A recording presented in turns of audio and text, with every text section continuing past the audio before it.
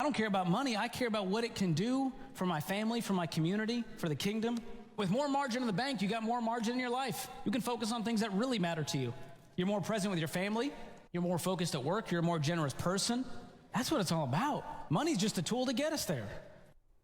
George Kamel with Ramsey Solutions speaks from experience. He went from being broke and in debt to becoming a millennial millionaire. But the thing that's priceless is he got his life back. 40% of Americans have been in credit card debt for more than 5 years. Just paying the minimums means we can never get out of debt. You're in debt for life. George's new book, Breaking Free from Broke, helps those who have already fallen into the financial pit to climb back out. It's also a roadmap to avoid the lure of loans and credit cards in the first place. Good morning. Good morning, Deborah. So good to be with you. You're one of my favorite people. It's such an honor. Oh, that's so sweet. Okay, you're one of my favorite people too. So there you go. George, you know, you come from immigrant parents. I always marvel at the stories we hear. Someone will immigrate to America with $5 in their pocket, and now they're doing great. Your parents immigrated to America and quickly adapted the American way of getting by financially. They took out loans, got credit cards, the whole bit. You followed suit, and you got yourself in trouble like a lot of us. That's how it goes. My parents actually met in Houston at an Arabic Baptist church. Oh, wow. So there's a new fun fact for you. So I'm a big fan of Houston, got a lot of family there. But you're right. They adapt to the American culture. They have the work ethic, but they also fall for this idea that I need the credit score. I got to have the credit card. We got to have the big mortgage. And so I fell for the trap of student loans. I used Sally Mae's Monopoly money to fund this whole operation. And it turns out that they want your paycheck at the end of the day. So there I was at 23, broke, 40 grand in debt, feeling frustrated, feeling lied to, cynical toward adulthood. And I had to claw my way out of this thing. It wasn't all my fault, but it was my responsibility. And when you say claw, I know exactly how you feel. I've mentioned several times on the show. Now, I avoided student loans. I actually worked 3 jobs through college at UT. But when I graduated, they said, congratulations. You know what? You deserve something for that, like a credit card with a $5,000 on it. And I was like, oh, thank you. Yeah, I think it was like at 28% or something like that. I actually used it for a down payment on a car, not having any understanding of money or what 28% meant. And I literally clawed myself out. And as you know, it robs you of life. It really is depressing. Absolutely. I talk about money so we can stop talking about money. I want people to have margin and joy and peace and options. And most Americans are flat broke. 8 out of 10 living paycheck to paycheck. 8 out of 10 have at least one credit card. Half of Americans say they can't pay off the balance in full.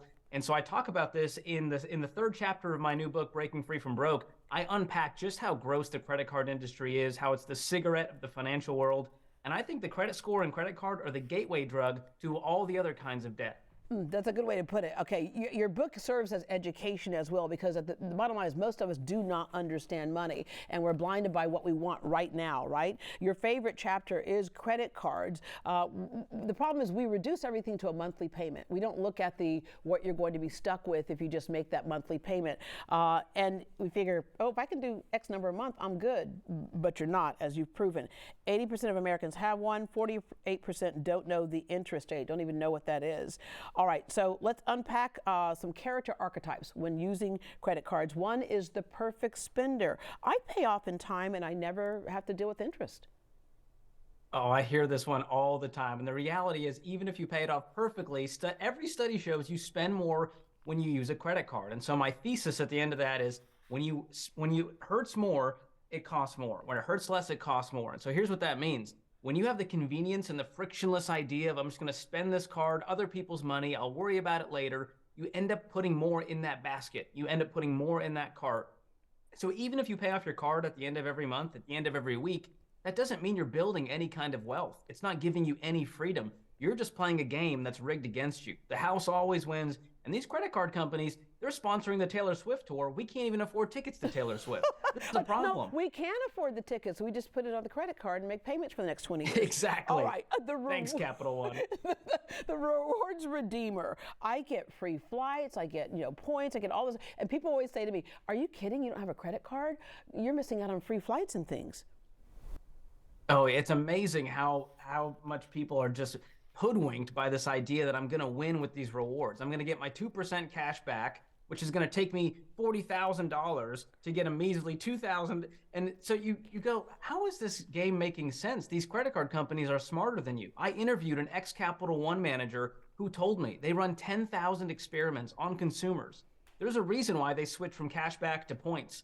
120,000 points, Deborah. Oh my gosh, I might as well be a billionaire.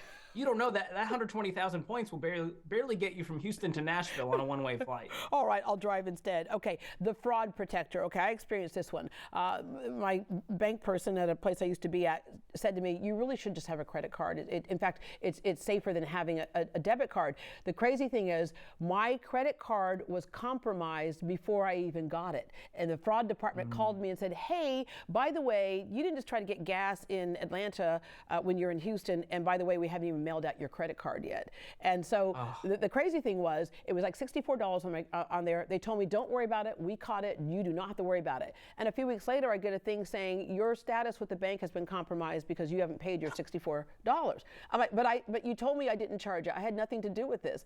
And so is it safer? Obviously not.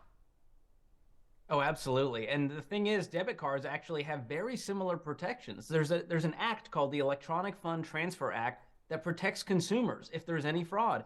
And if your debit card has Visa or MasterCard logo on it, you're covered by their zero liability policy.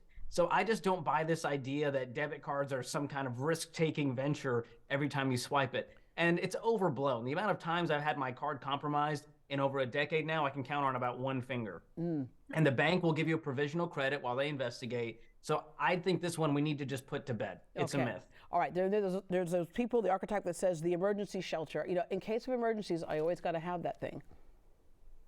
What a terrible, terrible emergency fund at 22% interest. You're going to compound your problem, and that emergency you'll still be paying for 6 months later. So you know what's a real emergency fund? Your emergency fund. Build up a cushion of your own money instead of Capital One's money to protect you. And that's part of the Ramsey plan. We want people to have 3 to 6 months of expenses socked away in a savings account to protect you from life. Yeah. When I got that in place, Deborah, it was financial peace at the utmost. I could sleep at night knowing I don't have to turn to the rubber crutch of a credit card to cover me. Yeah, you got out of debt when you went through the Financial Peace University and using those principles that you just touched on, that emergency fund, but 7 baby steps as well. Save $1,000 for your starter emergency, pay off all debt except for your house using the debt snowball. There are a lot of people who have heard about that debt snowball. Other people don't know what we're talking about. So please let them know, because once you can get it going, it's amazing what can happen. Oh, it's powerful. And you hear debt-free screams on the Ramsey Show as I co-host. This is the way they did it. So the debt snowball method, if you're trying to get out of debt this year, you list out your debts from smallest to largest, every single one of them, regardless of the interest rate. This isn't about math. This is about behavior and progress and habit changing. So you're going to list them all out, smallest to largest, make minimum payments on all of the debts except the smallest one. You're going to attack that one with a vengeance, okay? Imagine it's an ex that you really dislike. You're going to throw all the extra margin you can to get that out of your life. And then you free up a payment and you roll that to the next one and the next one. And in 18 to 24 months on average, people become completely debt-free of their consumer debt. All right, let's wrap up with your new book that's about to come out and how it is one of those things that can help people who are already in trouble, but it also can help people from getting in trouble. Absolutely. So the first 2/3 of the book, I cover how we're chained to the system of debt, credit cards, credit scores, student loans, auto loans, mortgages, investing traps.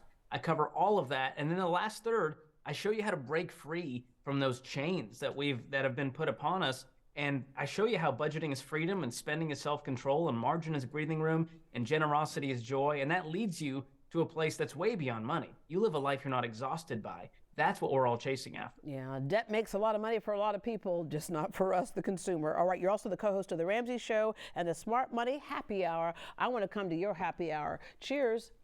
Clink. Please join us, Deborah. All right, you got a glass over there? No? Okay, all right. I'll take I got my coffee. There, okay, there you go. Okay, right here. I think it's this side. Cheers. Yeah, wrong way, other way. There we go. There we go. Clink, there we go. Cheers, all right, Deborah. all right. Cheers. Thank you very much.